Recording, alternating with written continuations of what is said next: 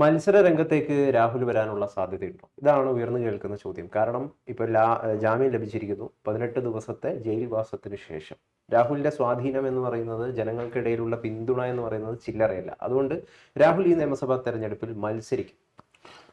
രാഹുൽ മാങ്കൂട്ടത്തിൽ മത്സരിക്കാനുള്ള സാധ്യത വിരളമാണെന്നാണ് എൻ്റെ വ്യക്തിപരമായ അഭിപ്രായം. കാരണം രാഹുൽ മാങ്കൂട്ടത്തിനെ ഓൾറെഡി കോൺഗ്രസ് പാർട്ടിയിൽ നിന്നും പുറത്താക്കി കഴിഞ്ഞു. അപ്പോൾ ചോദിക്കും അദ്ദേഹത്തിന് സ്വതന്ത്രനായി മത്സരിക്കാമല്ലോ എന്ന്. അതിന് സാധ്യതയുണ്ട്. പക്ഷേ രാഹുൽ ഇപ്പോഴത്തെ നിലവിലെ ഒരു രാഹുലിനെതിരെ ഉള്ള ഇമേജ് അറിയാമല്ലോ, ഒരു സ്ത്രീലമ്പടനാണെന്ന ഒരു പൊതു ഇമേജ് സൃഷ്ടിക്കുന്നത് നമ്മുടെ കേരളത്തിലെ മാധ്യമങ്ങൾ ഒരു പരിധിവരെ വിജയിച്ചിട്ടുണ്ട്. അതുകൊണ്ട് തന്നെ രാഹുൽ മാങ്കൂട്ടത്തിൽ മത്സരിക്കാനുള്ള സാധ്യത കുറവാണ്. നമുക്കറിയാം, കഴിഞ്ഞ 1.5 വർഷം മുമ്പ് നടന്ന ബൈ ഇലക്ഷനിൽ ഷാഫി പറമ്പിൽ, 10 വർഷത്തോളം അവിടുത്തെ MLA ആയ ഷാഫി പറമ്പിലിന്റെ പിൻഗാമിയായിട്ടാണ് രാഹുൽ മാങ്കൂട്ടത്തിൽ പാലക്കാടേക്ക് കടന്നു വരുന്നത്. പ്രത്യേകിച്ച് രാഹുൽ മാങ്കൂട്ടത്തിന്റെ വളർച്ച അഭൂതപൂർവമായിരുന്നു. നമുക്കറിയാം, ഒന്നാം പിണറായി സർക്കാരിന്റെ കാലത്ത് കോൺഗ്രസിന്റെ ഭാഗത്തു നിന്ന് സംസാരിക്കാൻ ചാനൽ ചർച്ചകളിൽ മുഖമായിട്ടാണ് രാഹുൽ മാങ്കൂട്ടത്തിൽ കടന്നു വന്നത്. ഒരു പെട്ടെന്നുള്ള വളർച്ചയായിരുന്നു, കുതിച്ചുയർന്ന ഒരു വളർച്ചയായിരുന്നു രാഹുൽ മാങ്കൂട്ടത്തിനുണ്ടായത്. അതുകൊണ്ട് തന്നെ പാലക്കാട് നിന്നും ഷാഫി പറമ്പിൽ MP ആയി വടകരയിലേക്ക് മത്സരിക്കാൻ പോയപ്പോൾ രണ്ടാമതൊരു സ്ഥാനാർത്ഥിയെക്കുറിച്ച് ഷാഫി പറമ്പിലിനോ അതുപോലെ VD സതീഷിനോ ചിന്തിക്കേണ്ടി വന്നില്ല.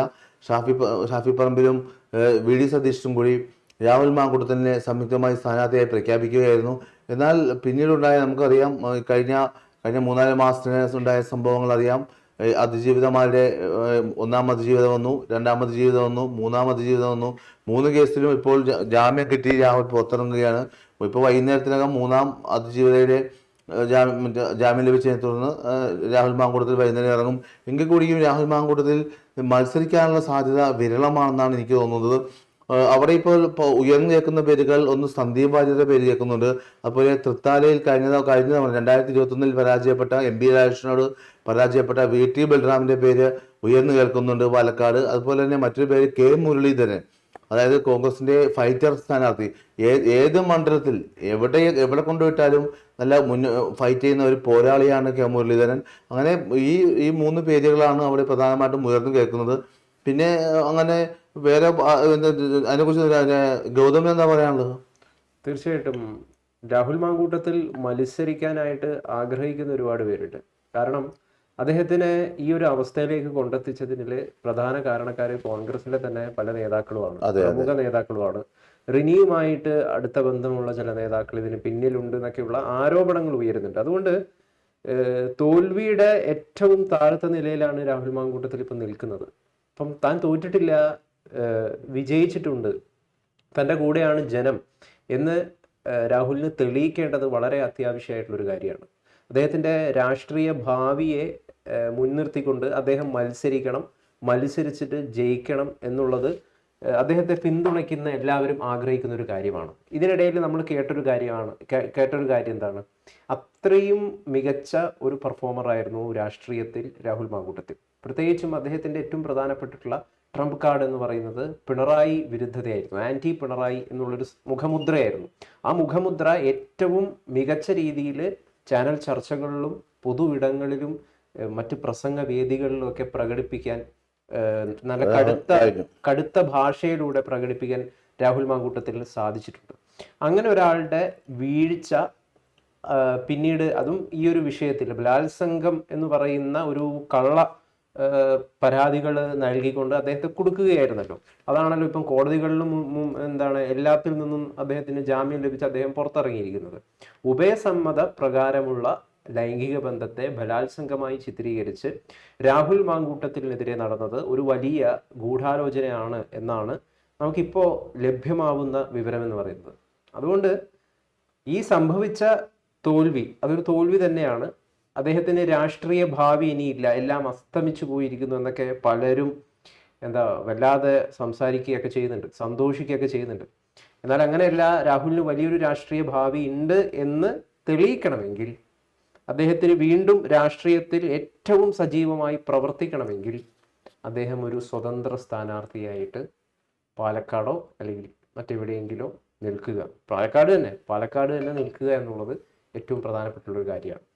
അതിലൂടെ രാഹുൽ നേടാൻ പോകുന്ന വോട്ടുകൾ അതിഭയങ്കരമായിട്ടുള്ള വോട്ടിൽ നേടും എന്നും ചിലർ രാഹുലിനെ പിന്തുണയ്ക്കുന്ന ആളുകൾ വിചാരിക്കുന്നു. ഞാനിപ്പോൾ തുഫൈലിൻ്റെ അടുത്ത് ചോദിക്കുകയാണെങ്കിൽ എന്താണ് ഇനി രാഹുലിൻ്റെ മുമ്പോട്ടുള്ള, ഇപ്പോൾ കോൺഗ്രസ് പാർട്ടിയിൽ നിന്ന് അദ്ദേഹത്തെ പുറത്താക്കിയിരിക്കുകയാണ്, എന്താണ് അദ്ദേഹത്തിന്റെ മുമ്പിലുള്ള ഒരു വഴി തുറക്കൽ എന്തായിരിക്കും, അല്ലെങ്കിൽ എവിടെയായിരിക്കും അദ്ദേഹം ഇനിയിപ്പം പെട്ടെന്നൊന്നും അദ്ദേഹത്തിനെ അടുപ്പിക്കുന്ന ഒരു ഇന്ന് പൂർണ്ണമായിട്ടും പറയാൻ പറ്റില്ല. ഇപ്പൊ രാഹുൽ മാങ്കൂട്ടത്തിന് 3 അതിജീവിതമായി നൽകിയ പരാതിയിൽ കോടതിയിൽ നിന്ന് ജാമ്യം ലഭിച്ചു. വൈകാതെ ഭാവിയിൽ, അതായത് ഇപ്പൊ ഇലക്ഷൻ കാലത്ത് ഉണ്ടാവൂല, ഇലക്ഷൻ കഴിഞ്ഞ് ഒരുപക്ഷെ UDF സർക്കാരാണ് അധികാരത്തിൽ വരുന്നതെങ്കിൽ സ്വാഭാവികമായിട്ടും രാഹുലിനെ അക്കോമഡേറ്റ് ചെയ്യാൻ സാധ്യതയുണ്ട്, പാർട്ടിയിലേക്ക് തിരിച്ചെടുക്കാനൊക്കെ സാധ്യതയുണ്ട്. അത് എത്രത്തോളം എന്നുണ്ടാവും എപ്പോഴുണ്ടാവും എന്ന കാര്യത്തിൽ അനിശ്ചിതത്വം നിലനിൽക്കുന്നുണ്ട്. എന്നാലും രാഹുൽ വൈകാതെ മിക്കവാറും 6 മാസമോ അല്ലെങ്കിൽ വിത്തിൻ 1 ഇയറിനുള്ളിൽ രാഹുൽ പാർട്ടിയിലേക്ക് തിരിച്ചു വരാനുള്ള സാധ്യത ഉണ്ട്. കാരണം രാഹുൽ ഇപ്പോൾ കുറ്റവിമുക്തനാണ്, കോടതിയിൽ നിന്ന് ഇപ്പോൾ ജാമ്യം ലഭിച്ചു കഴിഞ്ഞാൽ. അത് മാത്രമല്ല ഗൗതമ, ഇപ്പം ഇനി ആദ്യ അതിജീവിത ഹൈക്കോടതിയിൽ അപ്പീൽ കൊടുത്തിട്ടുണ്ട്. അതായത് സെഷൻസ് കോടതിയിൽ ജാമ്യം റദ്ദാക്കണമെന്ന് ആവശ്യപ്പെട്ടുകൊണ്ട് സത്യവാങ്മൂലം ഹൈക്കോടതിയിൽ സമർപ്പിച്ചിട്ടുണ്ട് ആദ്യ അതിജീവിത. മാധ്യമപ്രവർത്തകയാണ്.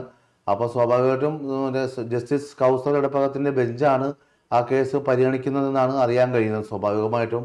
അപ്പോൾ രാഹുൽ മാങ്കൂട്ടത്തിന് അനുകൂലമാകുമോ പ്രതികൂലമാകുമോ വിധി എന്താണെന്ന് നമുക്ക് കണ്ടറിയണം. അത് മിക്കവാറും ഒരാഴ്ചക്കുള്ളിൽ തന്നെ ആ കേസിൽ തീർപ്പുണ്ടാകുമെന്നാണ് നമ്മൾ അറിയാൻ കഴിയും. എന്തായാലും രാഹുൽ മാങ്കൂട്ടത്തിൽ എൻ്റെ ഒരു രാഷ്ട്രീയ വിദ്യാർത്ഥി എന്ന നിലയിൽ എനിക്ക് പറയാനുള്ള, രാഹുൽ മാങ്കൂട്ടത്തിൽ വൈകാതെ മിക്കവാറും 6 മാസം അല്ലെങ്കിൽ വിത്തിൻ 1 ഇയറിനുള്ളിൽ തന്നെ കോൺഗ്രസിലേക്ക് തിരിച്ചു വരും. അത് ഏത് പൊസിഷനിലേക്കാണ്, താക്കോൽ സ്ഥാനത്ത് വരുമോ അല്ലെങ്കിൽ വീണ്ടും തെരഞ്ഞെടുപ്പ് ഗോതയിലുണ്ടാവോ, പാർലമെന്ററി രംഗത്തുണ്ടാവോ എന്നതിനെ കുറിച്ചൊന്നും ഇപ്പോൾ പറയാനാവില്ല.